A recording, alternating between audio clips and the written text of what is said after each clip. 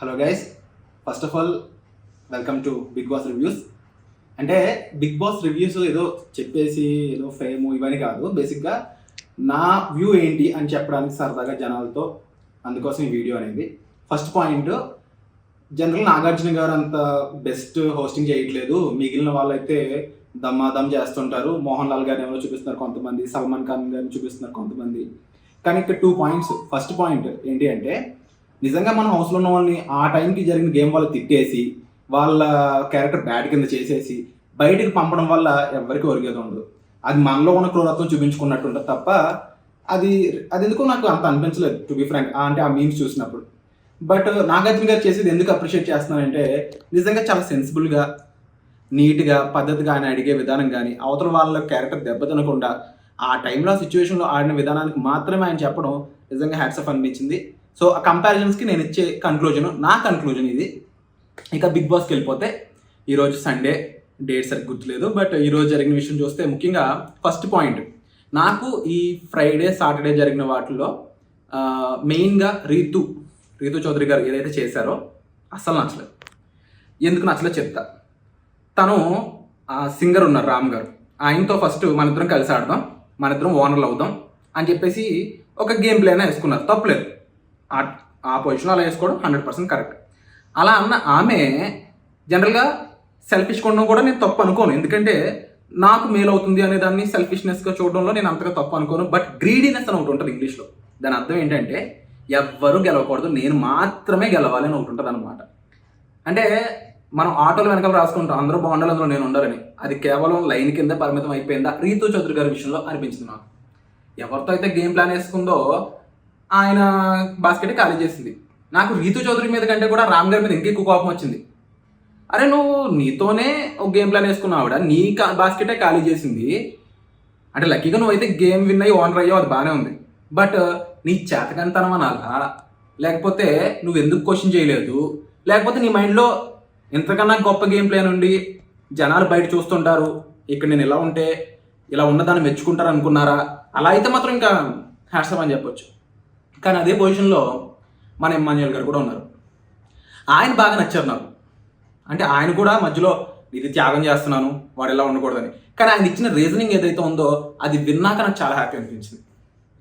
తనని అందరూ కలిసి గ్రూప్ గేమ్ ఆడుతున్నారని, సొంత టెనెంట్స్ టీంలో ఉన్న రీతు చౌదరి తనని అంత దూరం పెట్టి తనని లిటరలీ బ్లేమ్ గేమ్ ఆడుతున్నట్టు తనని సింగిల్ పర్సన్లో చూపించినప్పుడు దానికి ఆన్సర్గా ఆయన ఇచ్చిన రియాక్షన్ ఏదైతే ఉందో వాహ్ అనిపించింది అనమాట. అండ్ ఇంకా సుమన్ గారు ఏమన్నా ఆడినారబ్బా, ఏమన్నా ఆడినారా? ఎందుకంటే ఎప్పటి నుంచో నాకు సరిగ్గా తెలియదు. ఏదో సై సినిమాలో ఇంటర్వెల్లో ఏదో చెప్తాడు స్పీన్ మన రాజీవ్ కనకల గారు.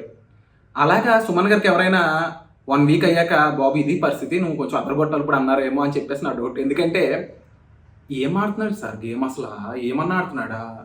లిటరలీ ఆ వీలు పట్టుకునే గేమ్ అయి ఉండొచ్చు, తన ఫ్రస్ట్రేషన్ చూపించే విధానం అయి ఉండొచ్చు. తను ఎక్కడ మాస్క్ అయితే పెట్టుకోవాలి, ఎవరినో ఇంప్రెస్ చేయాలనో, తను ఒక పర్సన్ గురించి మంచి చెడులు అడిగినా చాలా జెన్యున్గా అనిపిస్తుంది. అలాగే తను కోపడినా చాలా జెన్యున్గా అనిపిస్తుంది. తను ఒక బాస్కెట్ తన్నాడు, నిజం చెప్పాలంటే బిగ్ బాస్లో ఏదైనా ప్రాపర్టీని తన్నితే అలా ఇలా చేయరన్నమాట ఆడావిడి. కానీ ఈ పర్సన్ విషయంలో అది ఎందుకు తప్పుగా అనిపించలేదు? ఎందుకంటే తన ఎమోషన్ చాలా జెన్యున్గా ఉంది. ఎమోషన్ జెన్యున్గా ఉన్నప్పుడు క్వశ్చన్స్ ఉండవు. కానీ అదే సిచ్యువేషన్ రీతు చౌదరి గారి విషయంలోకి తీసుకుందాం. మళ్ళీ వెనక్కి వస్తాను, ఎందుకంటే అన్నా నాది కాపాడన్నా అని అరిచేసి ఏడ్ చేసిన అదే పర్సన్ ఇట్లా స్పిన్ అయిపోయింది ఎక్స్ప్రెషన్, ఎమోషన్ అంతా కూడా. అంటే ఇప్పుడు ఎవరు మాస్క్ పెట్టుకున్నట్టు? నాకు అర్థం కాని ఇంకో విషయం ఏంటంటే, ఈరోజు సాటర్డే, ఈరోజు ఎపిసోడ్లో నాగార్జున గారు ఒక విషయం చాలా క్లియర్గా చెప్పారు, టెనెంట్స్ వర్సెస్ ఓనర్స్ అని చెప్పేసి. కానీ ఇక్కడ ఆ గేమ్లోకి వెళ్ళి చూస్తే రీతు చౌదరి టెనెంట్స్ వర్సెస్ ఓనర్స్లో ఆడిందా, లేదంటే టెనెంట్స్ పక్కన పెడితే ఓనర్స్లో మనకు పనులు అవుతాయి, ఓనర్స్తో ఉంటాయి. అంటే పనులు అవుతాయంటే అర్థం తనకు ఫుడ్ రావడం అయి ఉండొచ్చు, ఇంకోటి అయి ఉండొచ్చు. బట్ బిగ్ బాస్ పెట్టిన రూలే కదా టెనెంట్స్ వర్సెస్ ఓనర్స్ అనేది. మరి నువ్వు టెనెంట్స్లో ఉన్నావు కదా, మరి నువ్వు చేస్తున్న పని ఏంటి? ఇది నా క్వశ్చన్ అనడం కంటే కూడా నేను కొంతమందితో మాట్లాడుతున్నప్పుడు ఎక్కువ మంది దీనికి, అంటే మీరు కామెంట్ సెక్షన్లో మెన్షన్ చేయండి డెఫినెట్లీ. అంటే మీకు కామెంట్ సెక్షన్ ఉంటే కామెంట్ సెక్షన్ ఏది ఉంటే అది, అంటే నేను చెప్పే తప్పు అనుకుంటే definitely let me know. But నాకు అనిపించింది మాత్రం వరస్ట్ బిహేవియర్. క్లియర్ గుర్తుపెట్టుకోండి, నేను తప్పుగా మాట్లాడలేదు. బిహేవియర్ వర్స్ట్గా ఉంది ఆ గేమ్లో, ఆ సినారియోలో. చాలా వర్స్ట్గా ఉంది. ఎందుకంటే నీతో గేమ్ ప్లాన్ పెట్టుకుని రామ్ గడిని యదం చేసావు. రెండో విషయంకి వస్తే ఇమ్మాన్యుయల్ ఏం ఆడలేదండి ఆయన. మొన్నటి గేమ్లో అదరగొట్టాడు, రంగుల గేము కెప్టెన్ అయ్యేదంటే అదరగొట్టాడు. అసలు టెనెన్స్ తరపున ఎవడైనా గట్టిగా పోరాడాడంటే బర్నీ కూడా కాదు, ఇమ్మాన్యుయల్. అలాంటి ఇమ్మాన్యుయల్ని పట్టుకుని ఆయన సపోర్ట్ చేస్తారండి. ఎందుకు చేయరు సపోర్ట్? ఇప్పుడు సంజన ఉన్నా ఇంకొకరున్నా ఆయన అందరితో కలుస్తున్నాడు. తను ఇబ్బంది పెట్టిన మన మర్యాద మనీష్ ఎవరు ఆయనతో కూడా బాగా మాట్లాడుతున్నాడు. ఎవరు మాట్లాడతాడు? పోనీ అలా మాట్లాడింది నాకు కాకుండా ఇంకెవరికైనా ఫేక్గా అనిపించిందా? కామెంట్ చేయండి, చూసుకుందాం. ఎందుకంటే జెన్యున్గా ఉన్న పర్సన్కి సపోర్ట్ ఆటోమేటిక్గా వెళ్తుంది. అది బిగ్ బాస్లో ఉన్న ఆటగాళ్ళు అయి ఉండొచ్చు, బయట ఉన్న వ్యూవర్స్ అయి ఉండొచ్చు. సో నాకు ఓవరాల్గా ఈ లాస్ట్ వీక్లో చూస్తే Ritu Chaudhary the worst behaviour, worst person in the span of game అని చెప్తున్నా అంతే. రెండో విషయం, తప్పులు చేసి కెప్టెన్ అయితే మన పవన్. ఇప్పుడు క్లియర్, ఇంకా నాగార్జున గారు అడగడం ఒక పాయింట్ నేను అడుగుతా. ఇప్పుడు కెప్టెన్గా ఆయన్ని తీసేశారనమాట. తీసేశాక మన పేరు తెలియదు, దమ్ము శ్రీజ ఎవరు అనుకుంటా లేచి కెప్టెన్ ఎందుకు తీస్తారు సార్, అలా ఇంతకు ముందు తప్పులు చేశారు కదా కెప్టెన్ అయ్యాక అంటుంది. కెప్టెన్ అయిన ప్రొసీజర్లో తప్పు చేసింది పవన్. తను కూడా రాశాడు బర్నీకి, కానీ తను చెప్పాడు నేను రాశాను ఇలాగా బజర్ కొట్టాకనో లేటే 3 సార్లు రాయకూడదు, స్టాప్ అన్నాక రాయకూడదు అని చెప్పే కాన్సెప్ట్లో బర్నీ ఒప్పుకున్నాడు కదా. బర్నీ రాశాడు, రాయలేదు అట్లా. బర్నీ ఒప్పుకుని వెనక్కి వచ్చాడు. ఈయన కనిపించాడో కనిపించలేదో అనే క్వశ్చన్ కన్నా ముందు మనోడు రాశాడని నాగార్జున గారు ముందు ఒప్పుకున్న మనిషి ముందు ఎందుకు ఒప్పుకోలేదు? ఎందుకు ఒప్పుకోలేదు? నీ జెన్యూనిటీ ఏమైంది?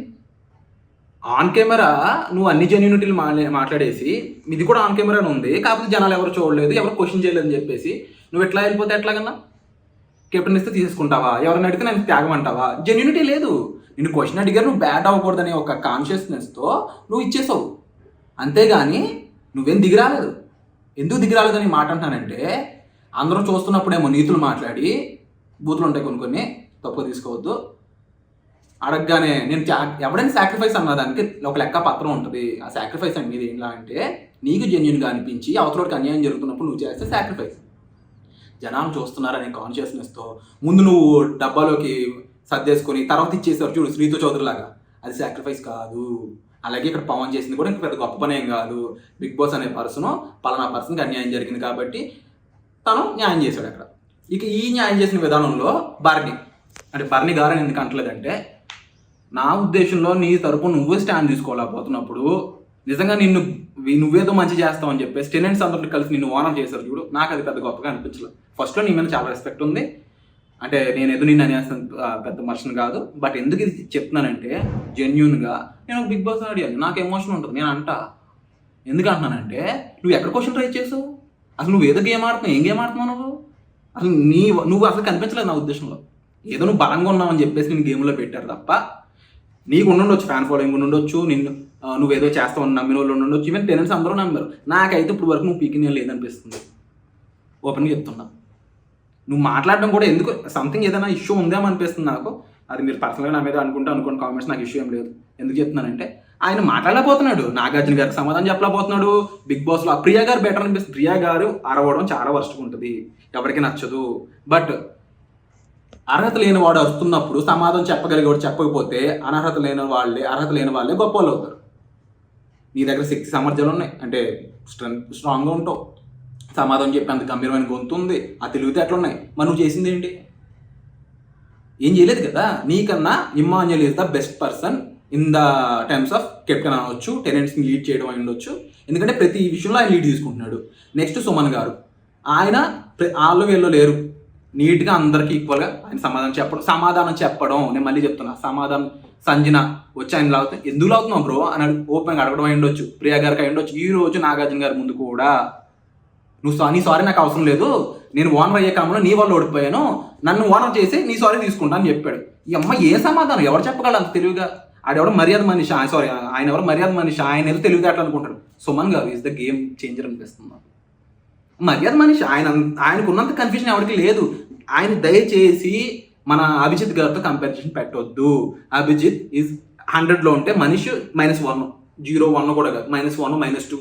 ఎందుకంటే సడన్గా మనోడికి ప్రియా మీద దమ్ము మీద కోపం వస్తుంది, వెళ్ళిపోతాడు, పక్క వెళ్ళిపోయి మూలకి వెళ్ళిపోయి ఏమంటాడు తెలుసా, అసలు వర్స్ట్ బిహేవియర్ ఓనర్స్ది, ఇంత గూడు పొట్టానియా, ఇంత వర్స్ట్ బిహేవియరా, ఇంత ఏంటి ఇలా చేయడం అంటాడు.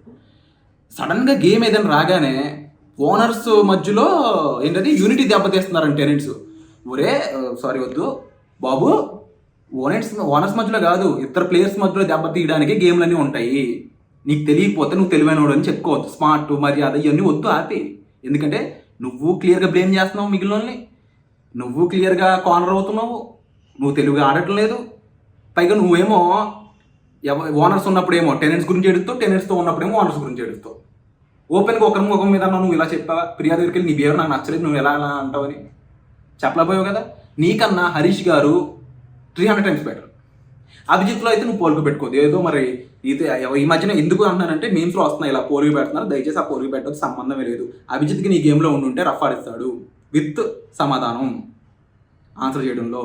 ఇంక ఓవరాల్ ఈ వీక్ విషయం చూసుకున్నట్లయితే నాకు తెలిసి జనాల్లోనూ నాకు కామన్ ఆడియన్గా చెప్తున్నా, ప్రీతు చౌదరి గారు ఇస్తే చాలా అయితే తగ్గిపోయారు. ఇంకా మిగిలిన వాళ్ళు కొంచెం నిజంగా ఈ వీక్ అదరగొట్టి పేరు సంపాదించుకునేది సుమన్ శెట్టి గారు.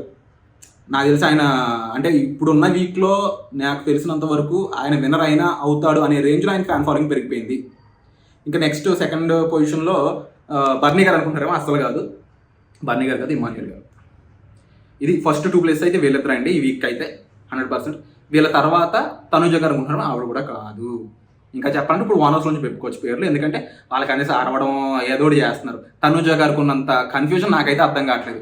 సంజన గారు సపోర్ట్ చేయడానికి వస్తుందండి ఆవిడ దగ్గరికి, సెకండ్ ప్రిఫరెన్స్గా ఇమాన్యుయల్ తర్వాత సెకండ్ ప్రిఫరెన్స్గా తనుజ దగ్గర సపోర్ట్ చేయడానికి వస్తే వద్దు నేను తోపు అంటది. ఆ తోపు 5 నిమిషాల్లో మళ్ళీ Sanjana where are you support me అంటది. అంటే ఎందుకులేండి మళ్ళీ ఏమనంటే అనుకుంటారు. కానీ నేను చెప్పేది ఏంటంటే క్లారిటీగా ఉండాలి. ఆ క్లారిటీ మీకు లేదు తనుజ గారు.